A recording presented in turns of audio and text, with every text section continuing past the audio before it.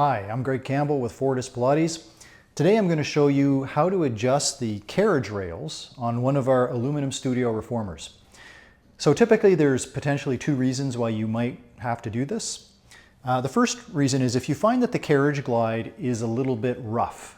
Sometimes what that can indicate is that the rails have been adjusted too far apart and there's too much pressure as the carriage is moving. And so in that case, we would want to adjust our rails a little bit closer in, which is what we're going to do in this video. But alternatively, if I had a lot of side to side, and this one doesn't because it's properly adjusted, but if I had a lot of side to side movement that was possible in the carriage, that would indicate that my rails were too close together, and I'd want to move those a little bit further apart to reduce that amount of side to side movement that was possible. Okay, so the process for both, it's essentially the same. And the first step in both cases is we want to flip the reformer on its side. And so what I've done already is I've laid out some towels to protect my floor and also the reformer when I flip it. And I've got the foot bar up on about a 45-degree angle, so it'll kind of hold the machine and keep it from flipping all the way over. And then all I need to do is very gently tip the reformer and just let it get onto my towels, and then let the foot bar take it. And this is what's going to happen a lot of the time when you flip your reformer. You're going to find that these springs are going to tend to fall down and move around, and that's fine. We'll fix that at the end.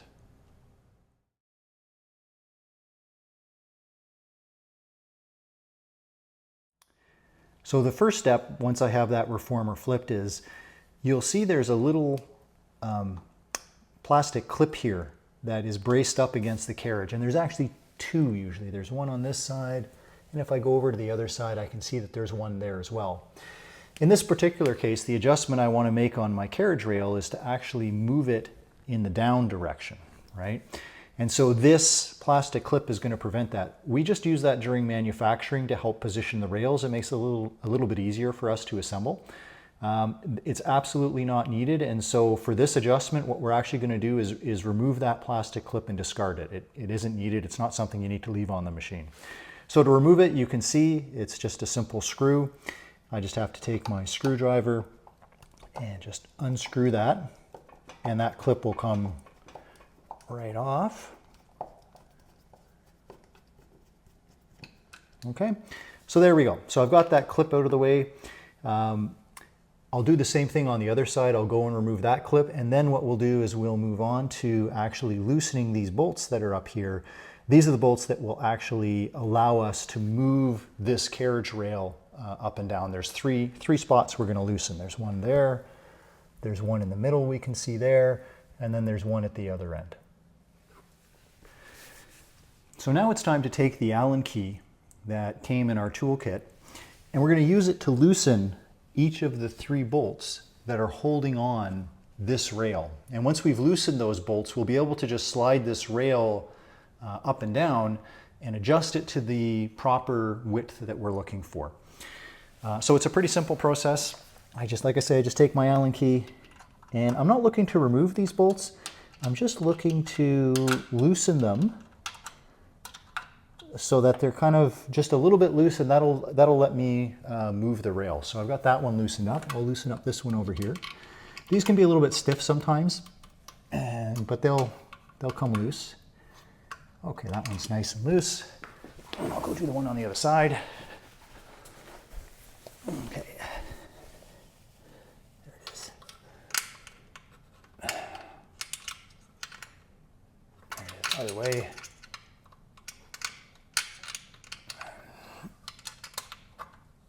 All right, there we go.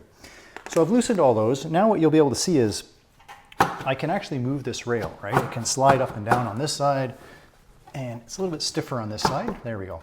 So it can slide up and down on that side too. In this particular case, what I was actually looking to do is adjust this rail so it was a little bit closer, more narrow. So what I'll do is I'll find the position where I'm happy with, which is right about there. And then I'll start on this side and I'll tighten that screw back up. Okay, so that's sort of task number one, is to get one of the sides where you want it to be. And so I'll use my Allen key again.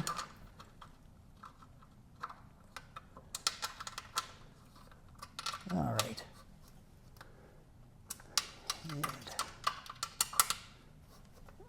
So that's nice and tight there now. So now you'll see this side of the rail, it's pretty fixed, it doesn't want to move. What I want to do is pay attention to the alignment of this rail, because I want the rail to be straight. I don't want the rail to be put in and crooked. That's not going to be very good. It's not an exact science. It doesn't have to be perfectly straight, but I want it as straight as possible. So what I do is I move to the other side now.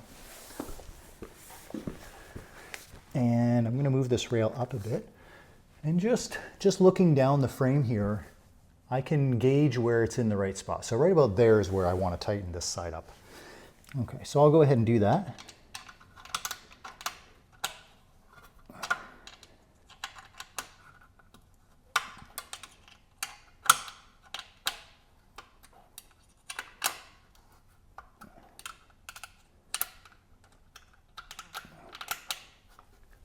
So that's nice and snug now. So now my rail, it's not going to move. It's connected at both ends. I'll just check it one more time. Yeah, it's perfectly straight. I'm happy with that. And then I can go and tighten up this, this middle bolt as well. There we go.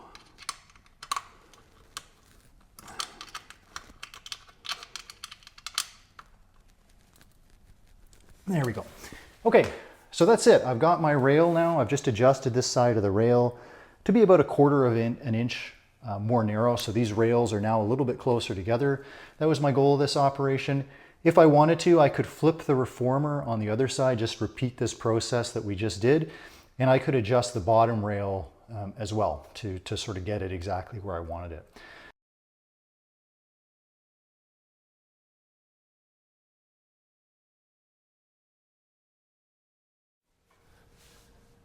Okay, the final step is we have to get the reformer back stood up.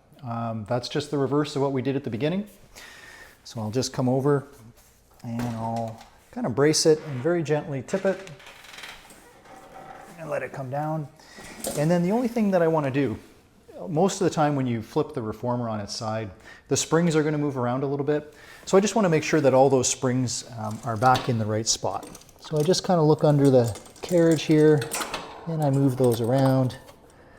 Missing one, there it is. Okay, so now I can look down there and all of my springs are in the right spot, which is what I want. And that's all you have to do. You're ready to go back to using your reformer now.